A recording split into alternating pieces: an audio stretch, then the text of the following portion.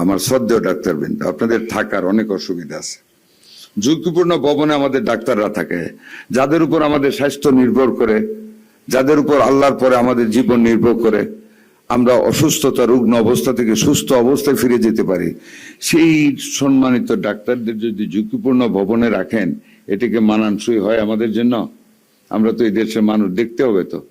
আপনারা এটার একটা প্রপোজাল দেন, এইটা এবং মলিকুলার ল্যাবরেটরিজ, দুইটা জিনিস নিয়ে, বা আপনাদের লাইব্রেরিতে যদি আরো এনরিচড করতে হয় by giving and investing money to purchase higher journals, latest journals for educating the doctors in various directives or various fields of diseases.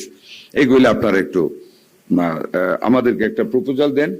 ইনশাল্লাহ আমরা মাননীয় প্রধানমন্ত্রীর সাথে আপনারা দেওয়ার 24 hours এর মধ্যে আমরা বসে will deliver the outcome to you, এবং আমার বিশ্বাস আমরা সেটা আপনাদেরকে দিতে পারব।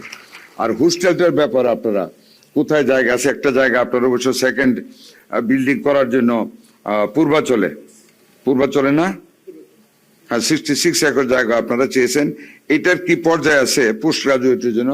এটা আমাদেরকে একটু কাগজ দেন, এটা আমি আমার মাননীয় প্রতিমন্ত্রীকে নিয়ে আমরা টেক আপ করে যত তাড়াতাড়ি সম্ভব আমরা দিব। এটাতে দুটো লাভ হবে, একটা আপনাদের স্পেসটা হলো, আর একটা ঢাকা সিটি থেকে একটু দূরে চলে গেল, একটু দূরে চলে গেলে মানুষের জনসংখ্যার বসতির ঘনত্বটা কমে যাবে। এইটা আমি খুব ইন্টারেস্টেড, আমি এটা করতে চাই।